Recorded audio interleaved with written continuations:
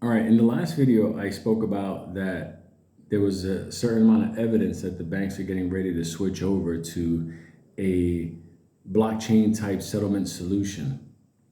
And it was right in front of me and it was right in front of you all along. But obviously, sometimes you get busy, you don't look at the dots to connect them.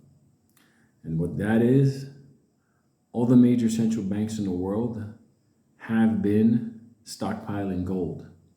Now, that didn't make any sense in a situation where you had to go back. The world reserve currency was the US dollar. So you didn't really have to have gold. Why? Because at the end of the day, you had the dollar. So central banks around the world, their worth was based on how many dollars they had. But in the last 5 or so years, every major central bank has been stockpiling gold. And you start to say to yourself, well, what are they going to do with this gold? That doesn't really make any sense. Are they going to back their currency? But that doesn't make any sense. And then it's like, holy shit, now it makes sense. Because XRP's ODL service, the Ripple service, the way it works is that the countries use their national currencies, not the dollar, to do the money settlement cross border. So let me explain what I'm saying to you. They're beefing up the worth of their dollar, their national currency, peso, yuan, yen, ruble, rupee, whatever. They're making it more valuable and stable. So when they go cross border using their national currency, using a service like ODL, their currency doesn't have to be exchanged for dollars in order to represent value on the other side. They've been doing this right under our fucking noses. I talked about earlier today about the CEO of Ripple having face-to-face talks with Christine Lagarde, the head of the IMF. She was managing director. She was like, I don't know, the 10th or 11th, see the dog even agrees.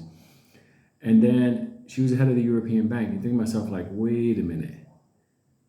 They killed the old LIBOR system. So now currencies, national currencies, are going to be judged by the assets or GDP behind it. Like, what are they manufacturing? What do they have in reserves? Because the currencies can no longer just be fiat. They have to be backed by a worth. And I'll explain why this whole nonsense, the Middle East and everything's going on. But understand that now, dog's going crazy. Now, let me just explain what that is. Since I'm on top floor, other people's top floors, they have dogs and stuff like that. So things echo from a distance. There's nothing blocking stuff. So dog sees a pigeon. He's like, I'm going to get you. One day I'm going to get wings. Anyway, so these countries, they've been stockpiling gold in their central bank to make their national currency more valuable. So this way, when they're interacting cross-border without a U.S. in between, without the U.S. system, they're going to be able to do this without any problem. Why? Because now their currencies are backed with gold, silver, whatever the hell they're doing. But the thing is, that's why Africa is now so emboldened. The Middle East is emboldened because now they're going to use their oil with their national currencies. You have to understand, the only way that works is if there's a technology that can connect one national currency with another national currency on a blockchain and do instant settlement cross-border. What technology is that? Because it sure as hell ain't fucking Bitcoin. The only one that could do that is XRP. That's the only one that can do that. XLM can also do that, but XRP is designed in their technology, ODL, to be plugged in central bank to central bank, bank to bank. It's designed for that. It's like, I'm in the process of car shopping, okay? I hate that fucking process, but nonetheless, I'm in the process of it.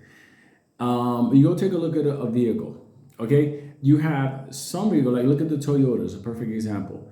You look at the Toyotas, you can get a Toyota that's, TRD, like sport editions, like high performance for the street, or you can get yourself TRD for the off-road, and it's designed for off-road. It's different shocks, different tires, the whole thing. The thing is this, the XRP technology designed for banks, ODL, is specifically designed for this.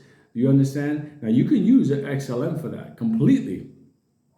But Ripple has taken that technology, created a turnkey solution, and told banks, you can plug into this system. All you have to do is buy the module, implement it into your back office, and now you can access this system. Like if you want to, let's say, for example, use Uber, well, you have to download the Uber app, the module, start an account, and then you can use Uber. That's the same thing. If you want to use cross-border settlement on ODL with XRP, well, you have to get that module implemented into your bank, central bank, and then you're going to be able to back and forth move money. And that is why the central banks have been backing their currencies with gold and everything else, because they have to add stability and value to it if they're going to operate without the dollar. The dollar was what they were buying in order to give that stability and value. Now they don't need that anymore. It was right in front of our fucking faces. And that's why Brad, CEO of Ripple, was talking to fucking Christine, and he got the ISDA set up and everything is fine. Because on the outside, it's the cabal. We got the coin of the new cabal. What you're holding right now is New World Order coin. Whatever. You know, make your money, save some orphans, do some good stuff, whatever. But this is what it is. This is the new system. Just like when Bretton Woods met and they created the old American system. Well, this is the new system. It's going to be the blockchain system based on national currencies. Look what the BRICS just did. I'll talk about that later. But they're negotiating behind the scenes without America. They're not even dealing with America to solve the Middle East problem. Think about that for a second. There's no Jesse Jackson showing up, we shall overcome bullshit. No, China gave a phone call, called Saudi Arabia. Saudi Arabia called Iran for the first time. Now they're talking back and forth. Think about that without the United States. You know why? Because they don't fear financial sanctions anymore. How about that one? They've been preparing for this, and it's happening right in front.